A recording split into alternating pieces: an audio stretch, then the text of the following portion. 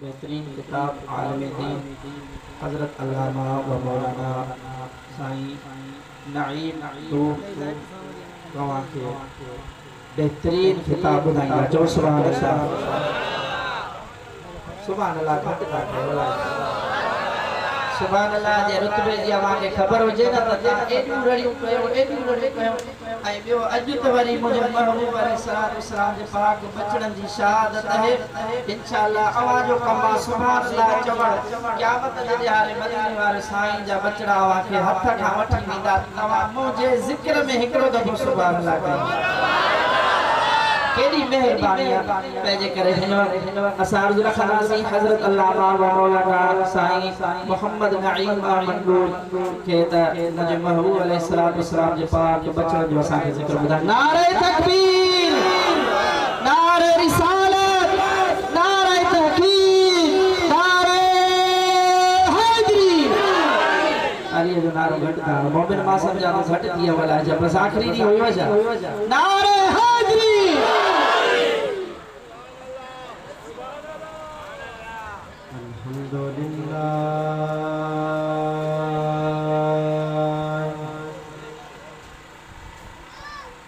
अल्हम्दुलिल्लाह नहमदुहु व नस्तईनुहु व नस्तगफिरुहु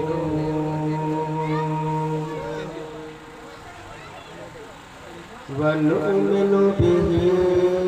व नतवक्कलु अलैहि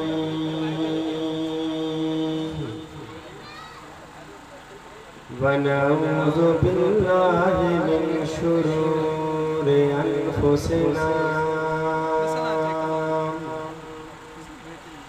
व मिन सय्यिआति अअमालिना मन यहदिहिल्लाहु फला मुदिल्ल लहु व मन युद्लिल्हु फला हादिय लहु व नशहदु अल्ला इलाहा इल्लल्लाह वहदहु ला शरीक लहु व नशहदु अन्न सय्यदना व सनदना व मअवाना व मलजाना व नूरना व नूर तबीब कुलूबना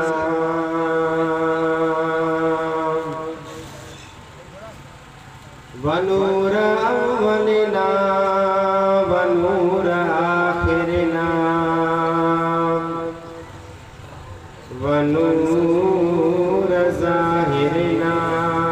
व नूर बातिनना मुहम्मदन अब्दुहु व रसूलुहु अम्मा बाद फ़अऊज़ु बिल्लाहि मिनश शैतानिर रजीम बिस्मिल्लाहिर रहमानिर रहीम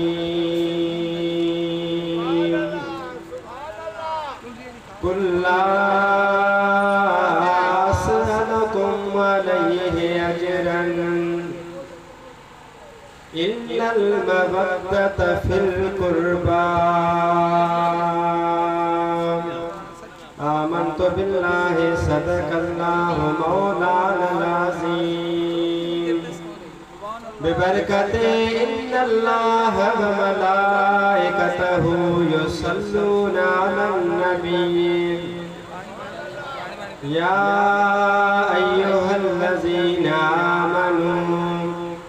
सल्लु अलैहि व सल्लिमू तस्लीमा। मुसलमानों इश्क़ मोहब्बत से पढ़ायो सल्लल्लाहु अलैका या रसूल अल्लाह वसल्लम अलैका या हबीब अल्लाह। जुमी का ज़ुबान खामोश न रहे। सल्लल्लाहु अलैका या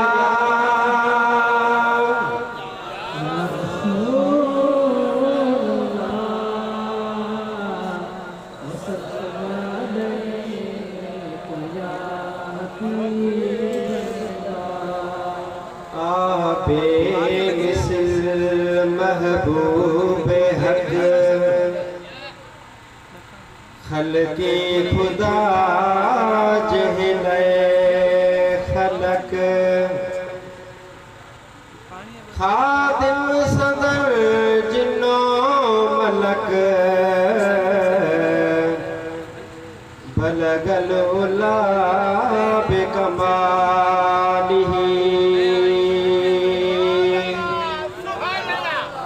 नूरी हुजण जो हिय निशान आयात रोशन थियो जहान चमकिया ज़मीनो आसमान कशफत दुजा बेजमालिही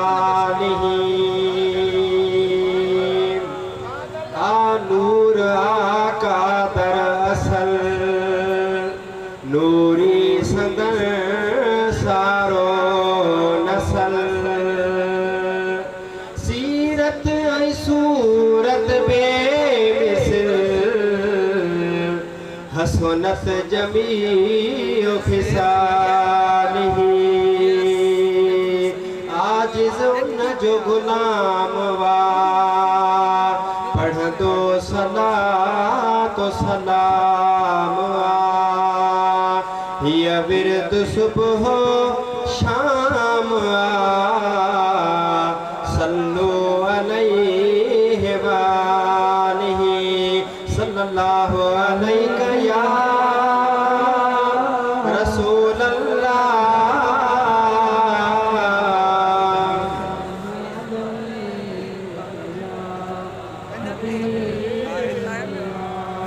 या मोहम्मद मुस्तफ़ा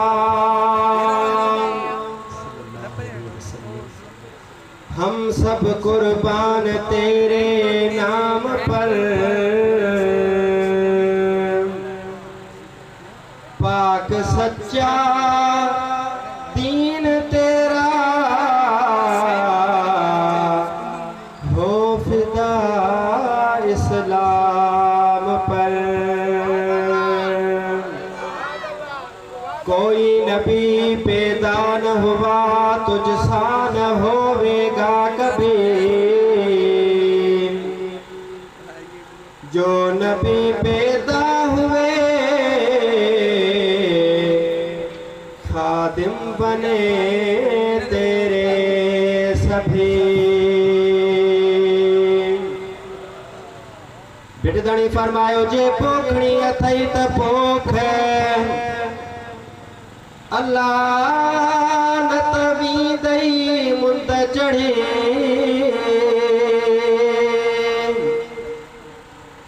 पानी बथी दुई पोयरो पोइ सुकी थी दुई सोक जित लुणंदो सारो लोक उते सिकंदियां हिकड़े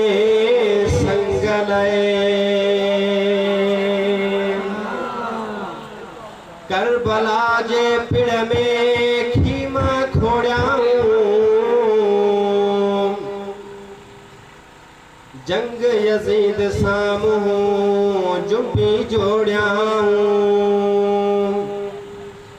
मुंह न मोड़ियाऊं पसियता तरार जो सख्ती शहादत जी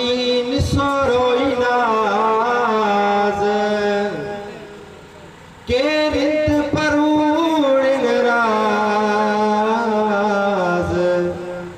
कजियो कर भला जो इश्क़ मोहब्बत सल्लल्लाहु अलैहि या रसूल अल्लाह।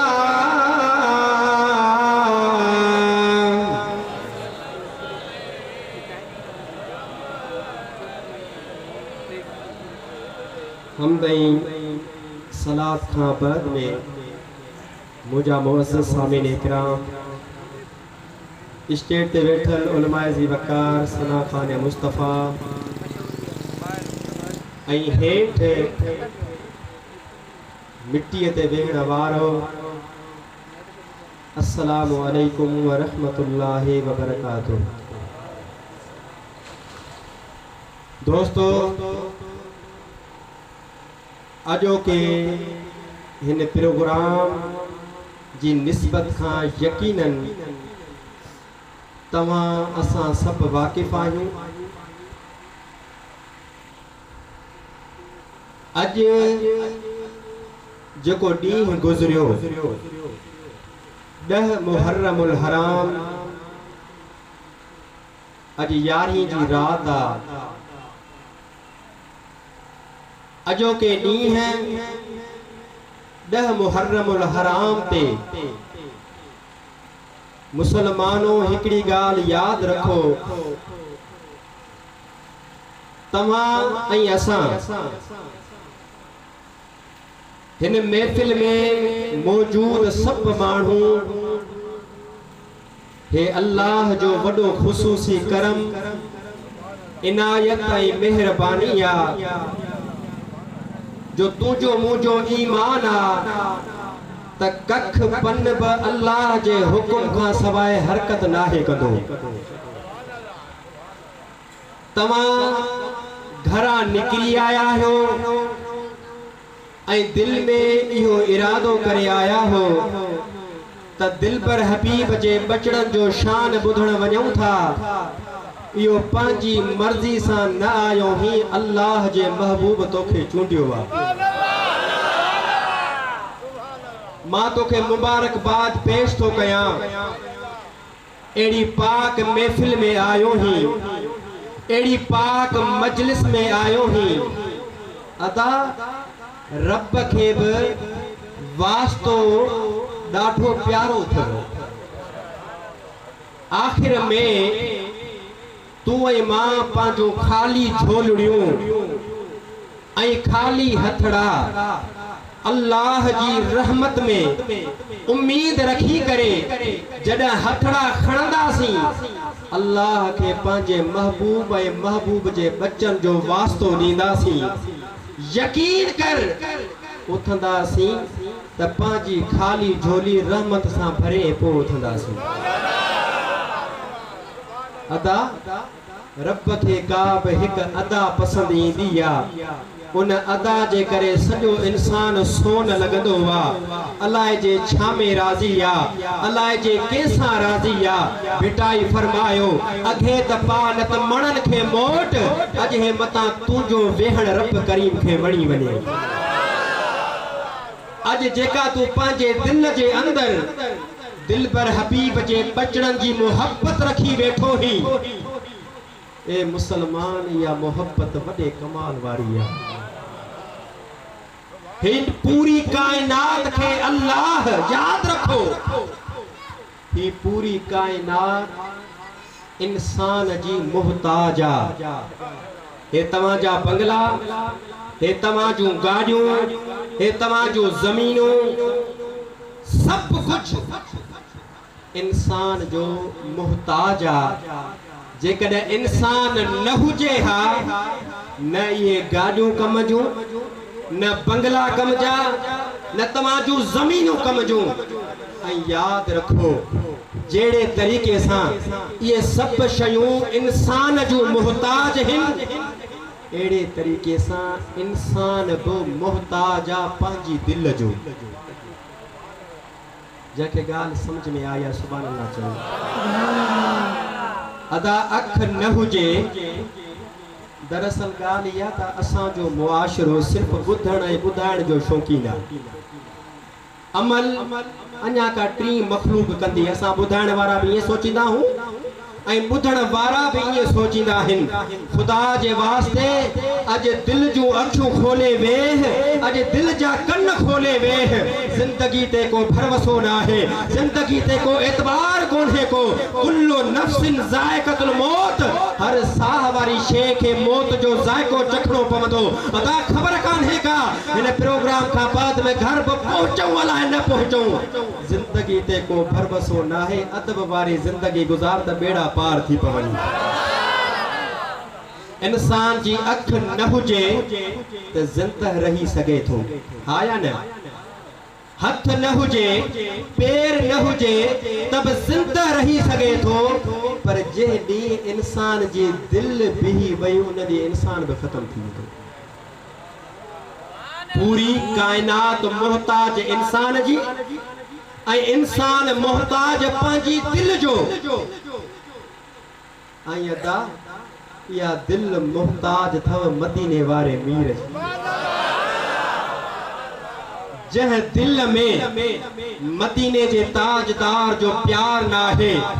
जह दिल में मुस्तफा जे बचड़न जो प्यार ना है जह दिल में मुस्तफा जे बचड़न जो इश्क ना है याद रखो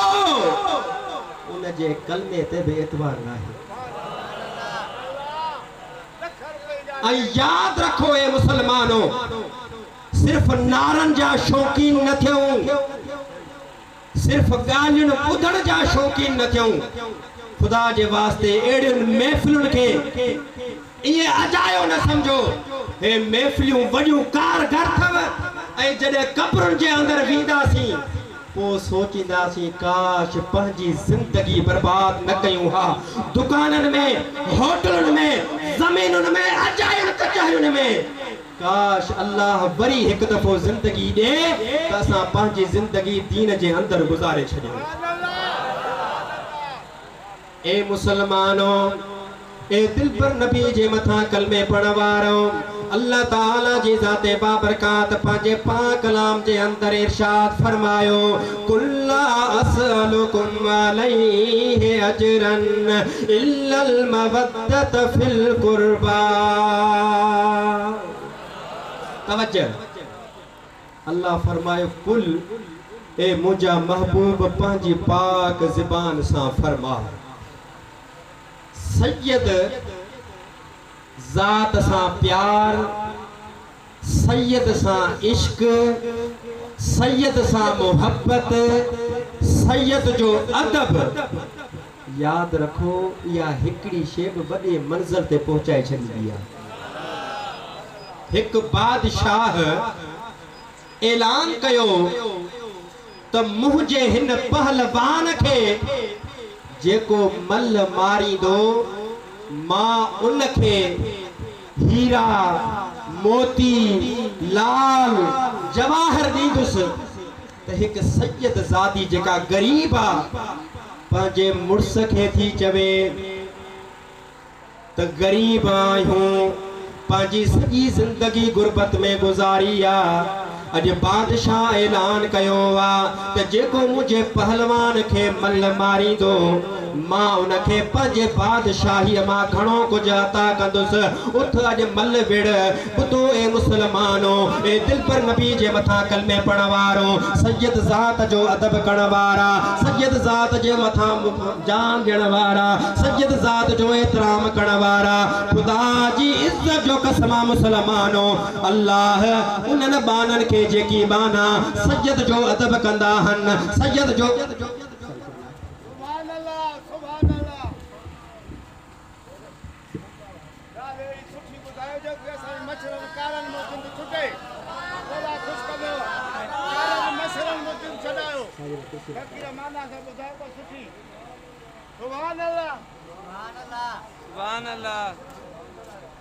जो सुभान अल्लाह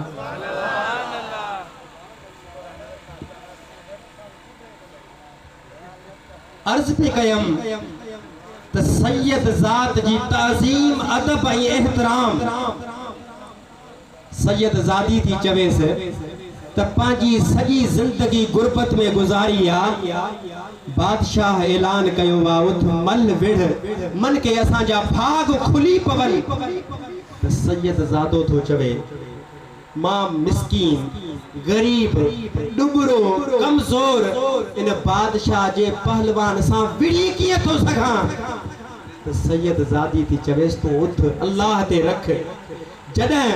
तमाजा पान में हथ पेजी वजन तू फकत उनके कन्न में एतरो चेजा त मां को वडो पहलवान नाहा पर मुस्तफा जो बचड़ो जरूर आहे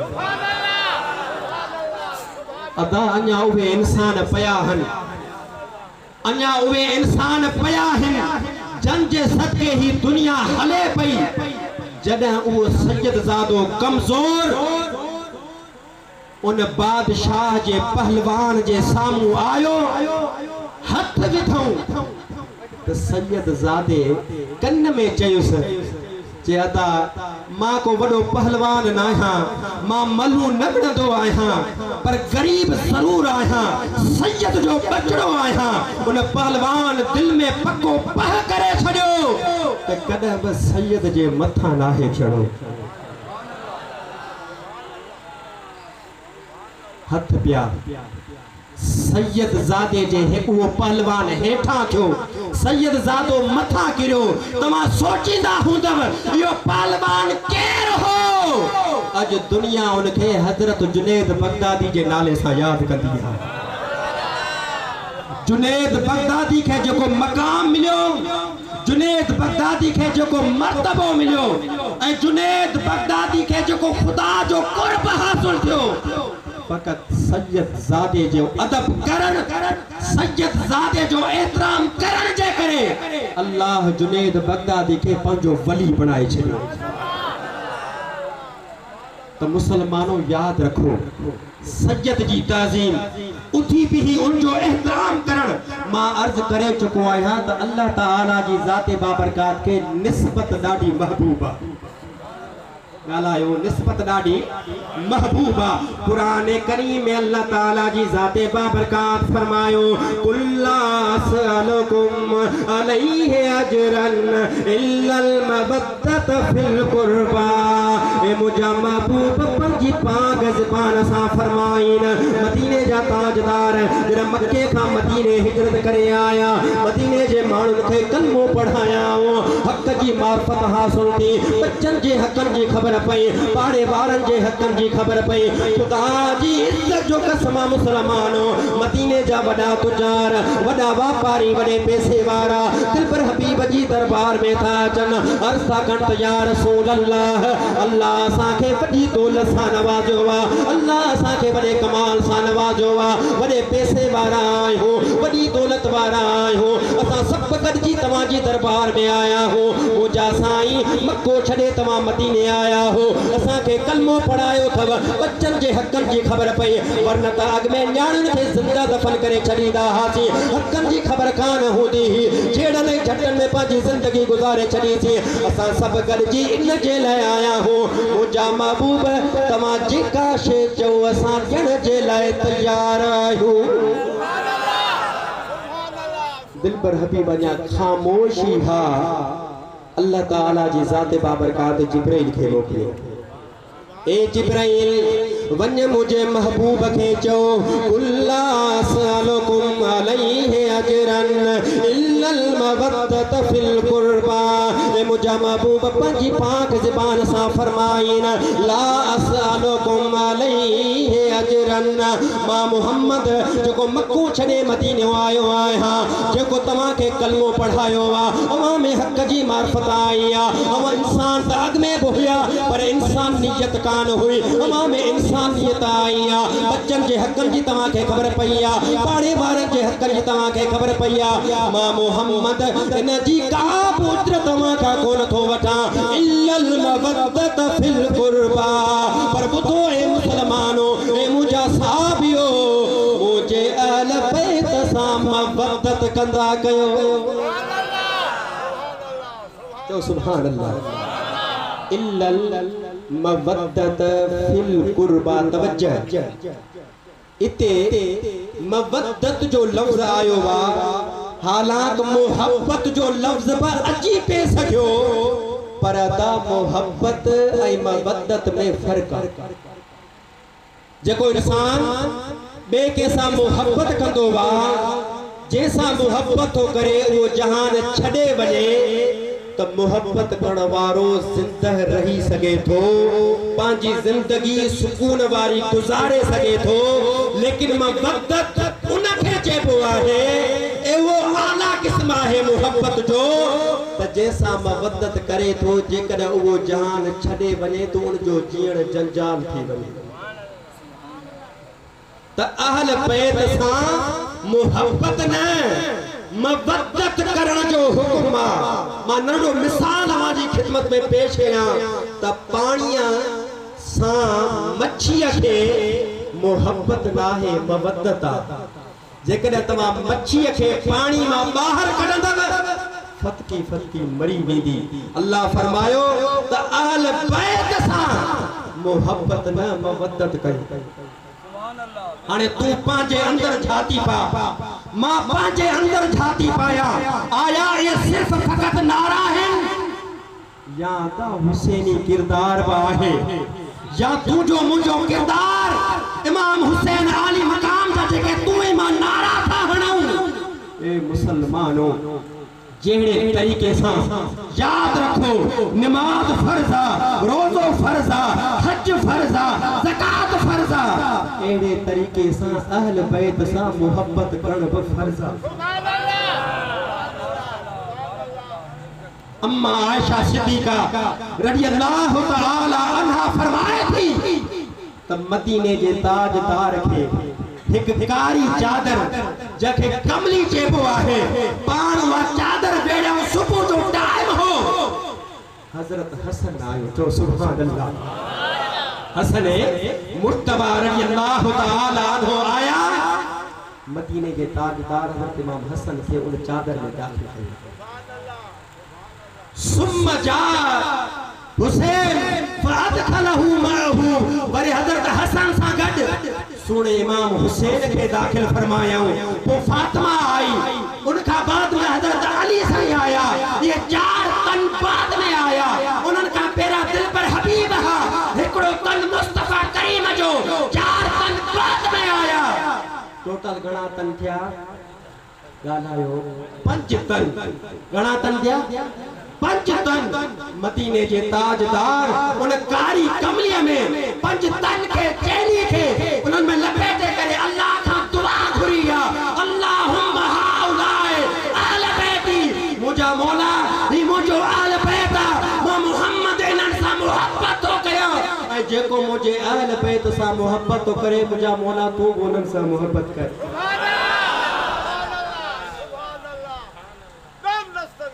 मौला अली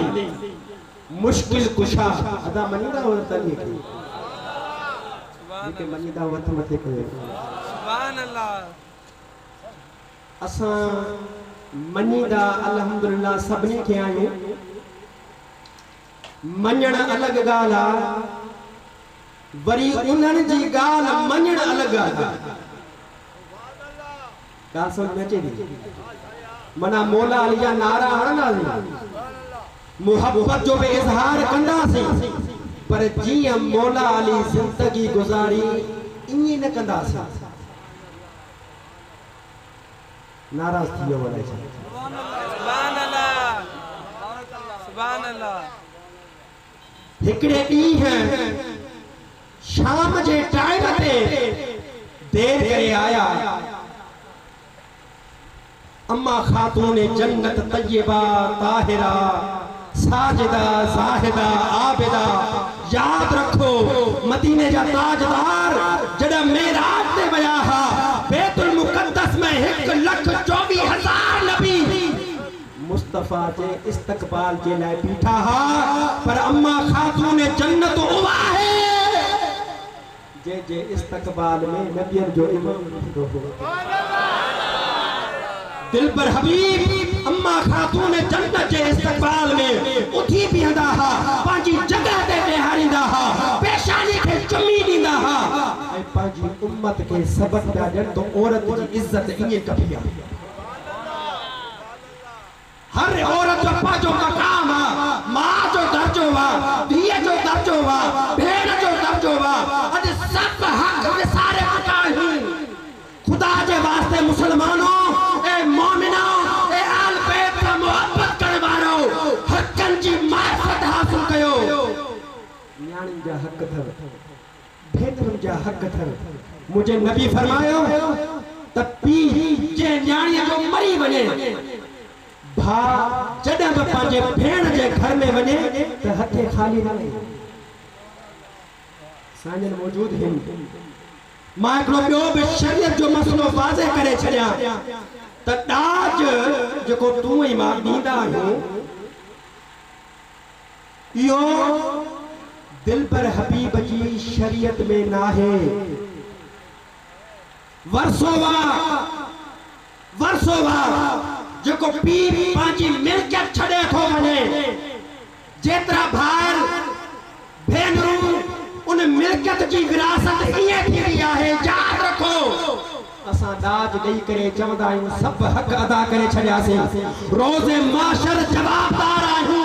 अल्लाह जी कोर्ट में जवाबदार आहियूं अल्लाह जे हबीब जे आॾो जवाबदार हूंदासीं ए मुसलमानों इन न्याणनि जो कॾहिं बि हक न खाओ मदीने जे ताजदार फरमायो त जॾहिं बि पंहिंजनि भेनरुनि जे घर वञो हथे खाली न वेंदा कयो अॼु इन्हनि शयुनि माज़रत सां मौज़ू खां हटा पियो माज़रत सां पर इन्हनि शयुनि जो तूं ऐं मां वॾो फुक़दान थी चुको आहे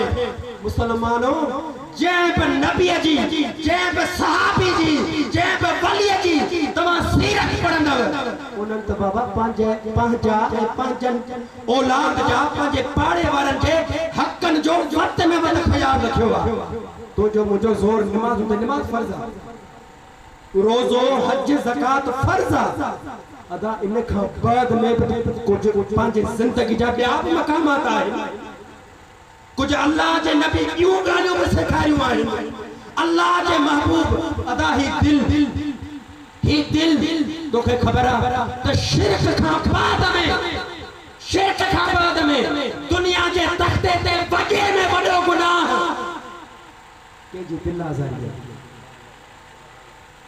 कंहिंजी दिल आज़ारी आहे अॼु हाजी बि पढ़ियासीं ज़काती बि पढ़ियासीं गाज़ी बि पढ़ियासीं हज बि कयासीं उम्रनि जा बि ढेर थी विया लेकिन भाउ सां बि न ॻाल्हायूं भेण सां बि न ॻाल्हायूं सोट मासात रक्त जा रिश्ता तबाह बर्बाद करे छॾिया कुछ इन गहराई ॾांहुं निहारियो खुदा जे वास्ते इन रक्त जे रिश्तनि खे आबाद कयो पंहिंजनि भेनरुनि खे बचायो ॿारनि खे बचायो सोटनि मासातनि खे बचायो हा मौला अली मुश्किल कुशा जो फरमान आहे पाण खे संदन खां पुछा कई वई त साईं अमीरुल मोमिनीन आहियो तव्हांजी विलादत काबतुल्लाह में थी आहे साईं मथे छो नथा वेहो हेठि छो वेंदा आहियो पाण फरमायो त हेठि वेहण वारो कॾहिं किरंदो नाहे अॼु तूं मां सोचो कान मां छो झुकां मां छो माफ़ी वठां मां छाजे करे मदीने जे ताजदार फरमायो तुझे झुकण जे करे या बाहुन बदन जे करे निबरत आज जी इनकिसारी जे करे जेकॾहिं इज्जत घटिजी बि पवे क़यामत जे ॾियारे इन इज्जत जो मां मुस्तफ़ा ज़ामिन आहियां अदा कंदम नाराज़गी ख़त्म जेके तव्हांखे यकीन सां मां चवां थो दिलबर हबीब जे बचड़नि जी महफ़िल जे सदके खुदा जी इज्जत जो कसम आहे जेकॾहिं पंहिंजी दिलि में इहो पको इरादो थो करी त सभिनी सां नाराज़गी ख़त्म कंदुसि मां दावा सां थो चवां त अल्लाह ताला जी ज़ात बाबरकात वटि वॾे इज्जत ऐं मक़ाम ऐं मर्तबे वारो माण्हू तू ही मुसलमान जंहिंजी सर्टिफिकेट मदीने जो ताजदार दे अर्थ पे कयम तो मौला अली मुश्किल कुशा शाम के टाइम ते देर सां घर आया अम्मा खातून जन्नत सलामुल्लाह अलैहा पूछो अली अली देर करे आयो है के फातिमा अज सोने उस्मान दावत कही मदीने वाले साईं जी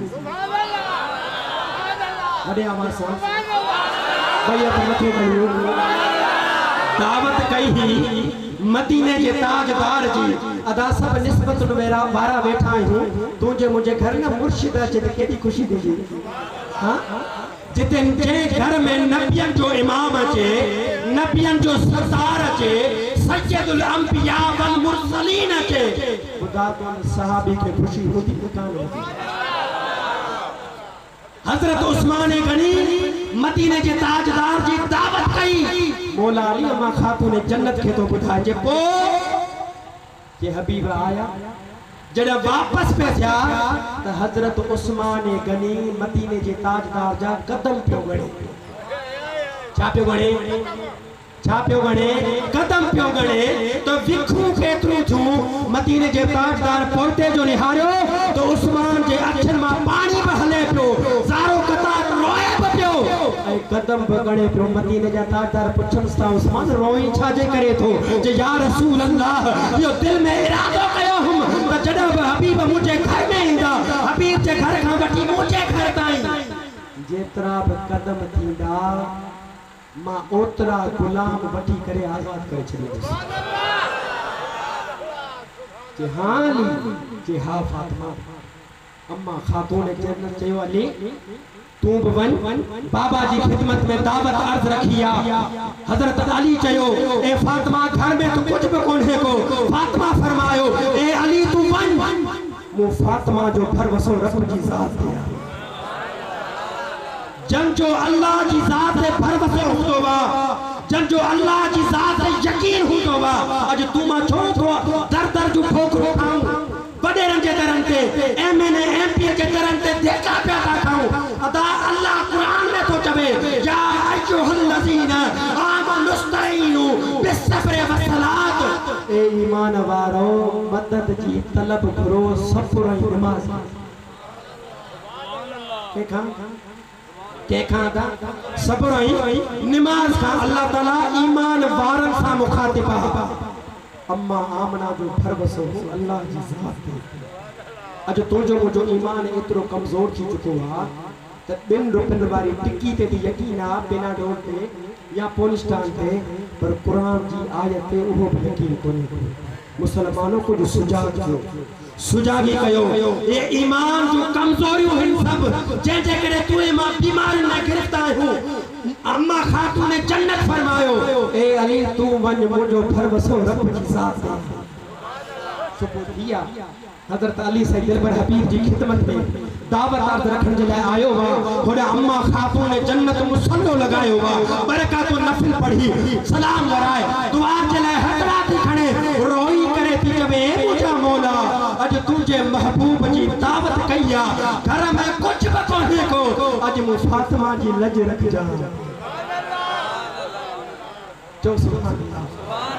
अम्मा खातून जन्नत सलामुल्लाह अलैहा जरा दुआ घुरी बस कइया ओवे थाम अम्मा खातून जन्नत जा जेके घर में पया हा ओवे सब थाम जन्नत जे ताम सा फरजी वजा अम्मा खातून जन्नत जो मेहमान मदीने जा ताजदार आया सहाबा किराम आया जने खाइन पिया तो मुस्तफा करीम मुस्कुराइन पिया मुस्तफा करीम मुस्कुरान क्या तो मौला अली पूछा तो करे ए मुझा सोना खिलो था पान फरमायो तो उस्मान असा के खारायो जमीनी खादो अज मुझी पाक न्याणी खारायो जन्नत जो खादो मुझी पाक न्याणी जन्नत जो खादो अलगर्द मुस्तफा करीम घर का निकता है हजरत अली से कदम थो गणे रोए बुठो हजरत अली तो चवे सोना उस्मान तो गनी हो अमीर हो दौलतमंद हो विख विख जे हवस गुलाम आजाद कए हबीब फरमाया अली घबरा न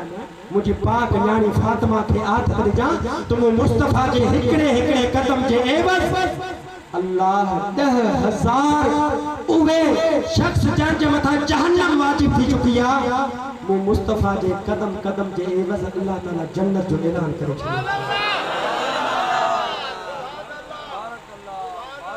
जन्नत जो जो ऐलान करे छड़ियो वा अदा उहे हसनैन करीमैन जेके दिल पर हबीब जी झोली में पलिया मुस्तफा करीम जे सीने ते रान खेडिया इमाम हुसैन आली मकाम जी जड़ा विलादत बासाद थिया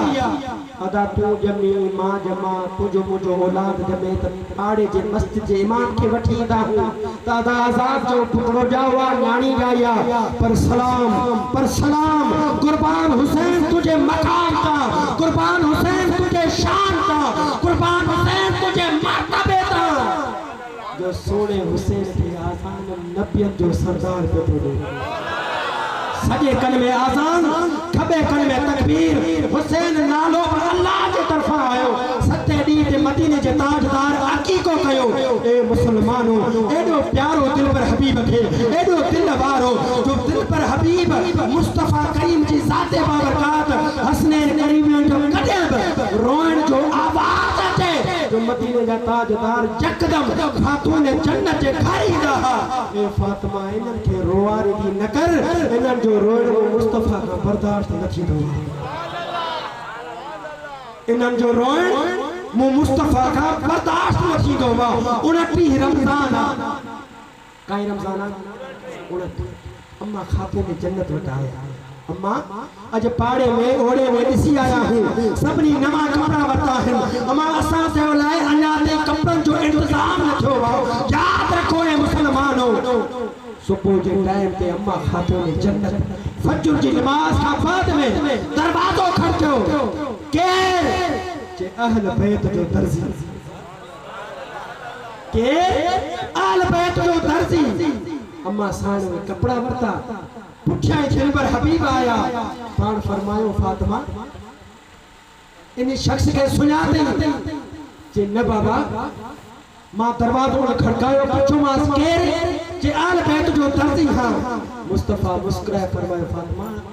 यो दर्जी केरो खबर थी जे न बाबा जे सोनो हजरत जिब्राइल अलैहिस्सलाम से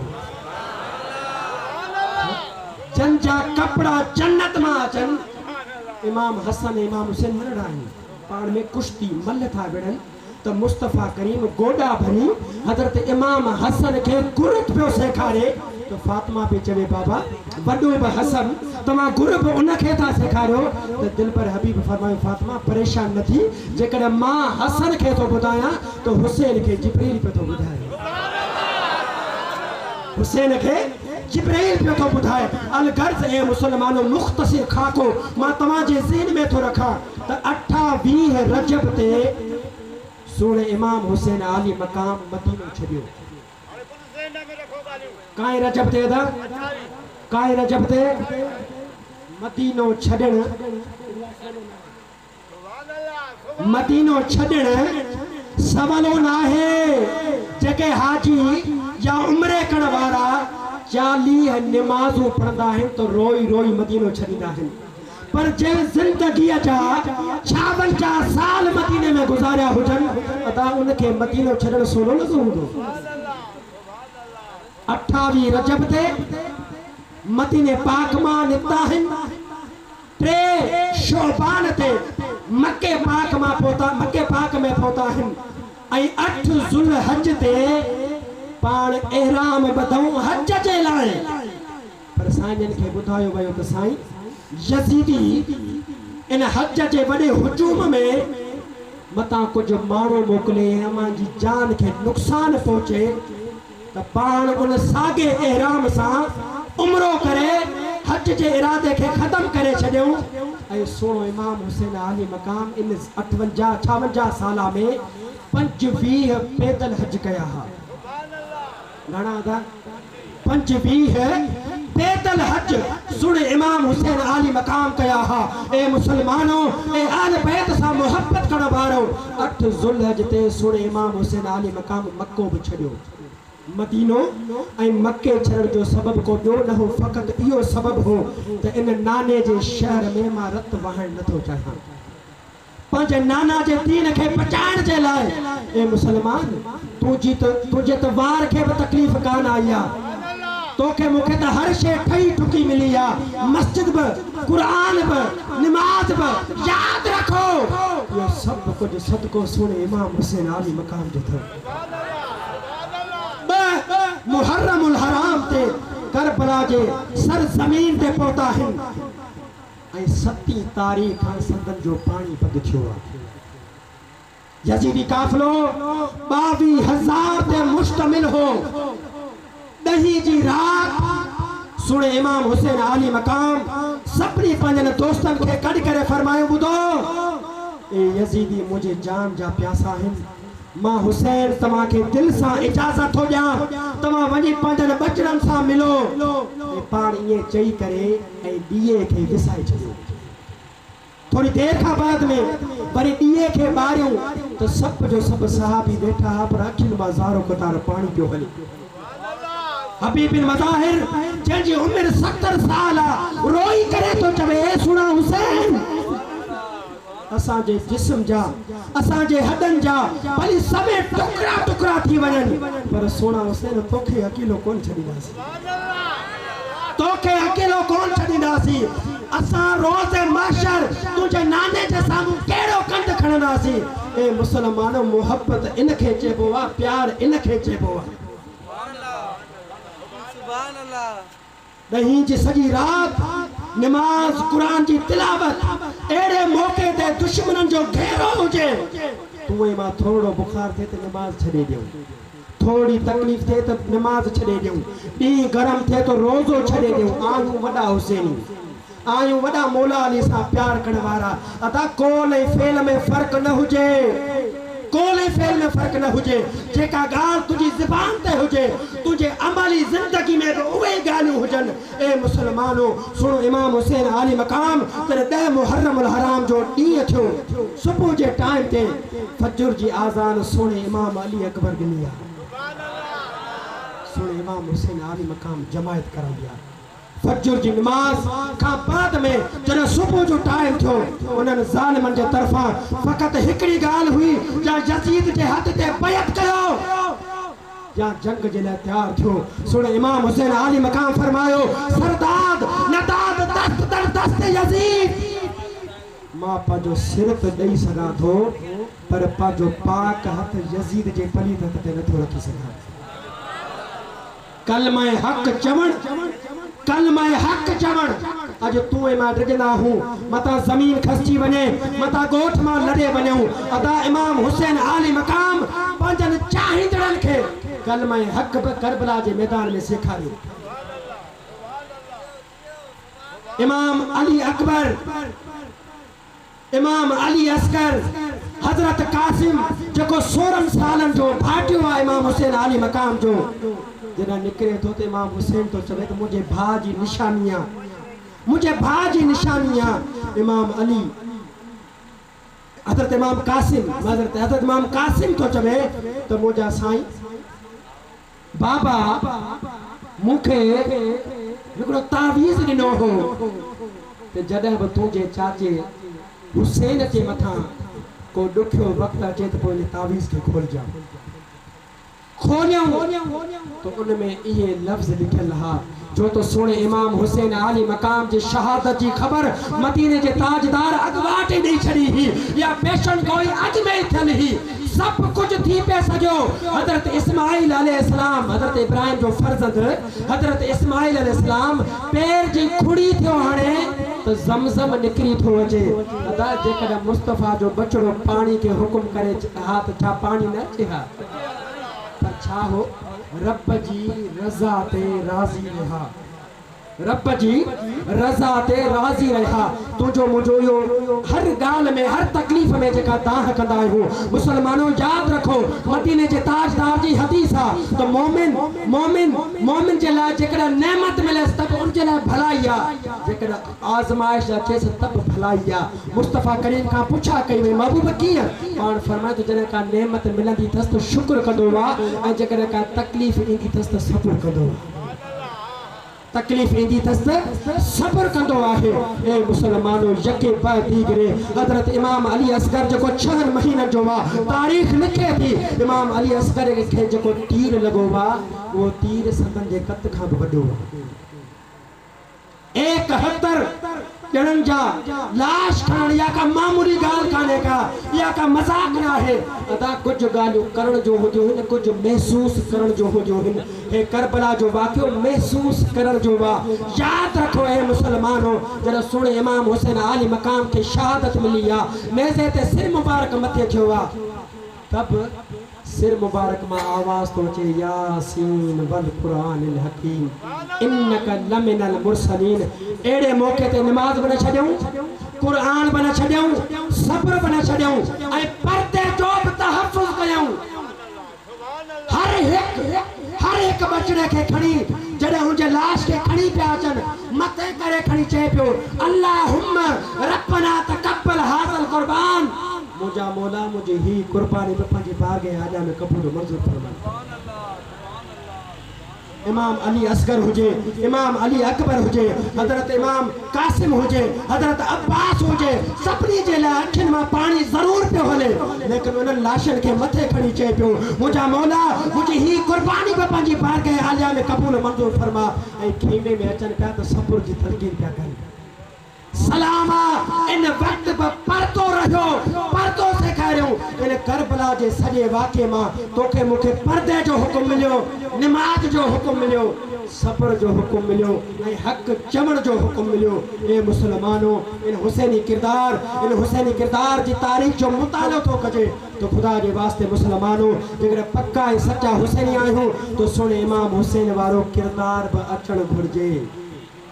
अज खापो इंशाअल्लाह ताला जे सुने इमाम हुसैन आली मकाम इन करबला जे मैदान में नमाज न छड़ी असा भी नमाज न छड़ींदासीं नमाज ऐं का भी तकलीफ़ आई तो सब्र करे ॾेखारींदासीं अज सब्र न हुजण जे करे रिश्ता टुटन था हाँ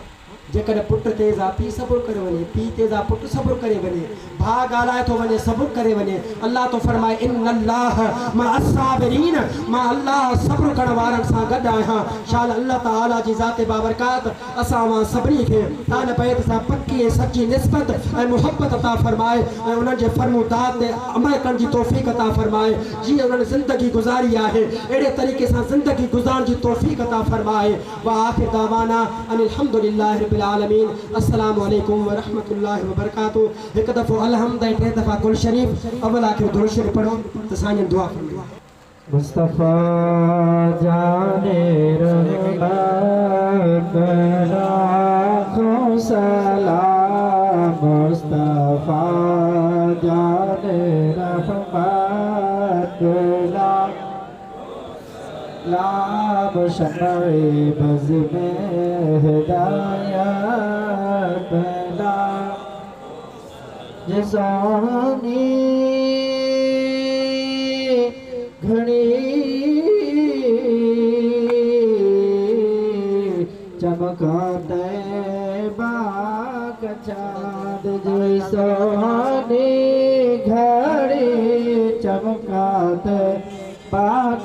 चाँद उसदिल्ला फिरोज साफला खो सलाम मुस्तफा जाने रहमत ला जिनकी सूरत में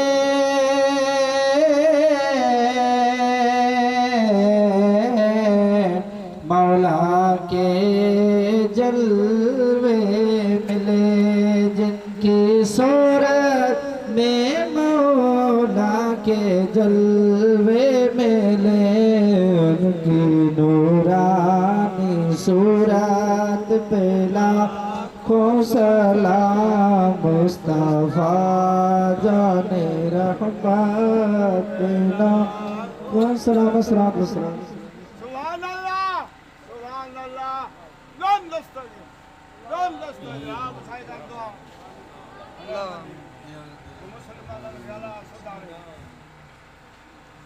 या रब्बी जमान तलबना मिनका मग़फ़िरतन खुदाया पाक के बनी फातिमा के बरकोरी माँ करम अगर दावत अमरत कुनी और कबूल मानो दस्त दामान आले रसूल क़ाल अल्लाह तबारक व तआला फ़ी शान हबीबिल करीम इन्नल्लाह व मलाइकतहू युसल्लूना अलन नबी या अय्युहल्लज़ीना आमनू सल्लु अलैहि व वसल्लिमु तस्लीमा। अल्लाहुम्मा सल्लि व सल्लिम व बारिक अला सय्यिदिना व मौलाना मुहम्मद व अस्हाबिही अजमईन बिरहमतिका या रब्बल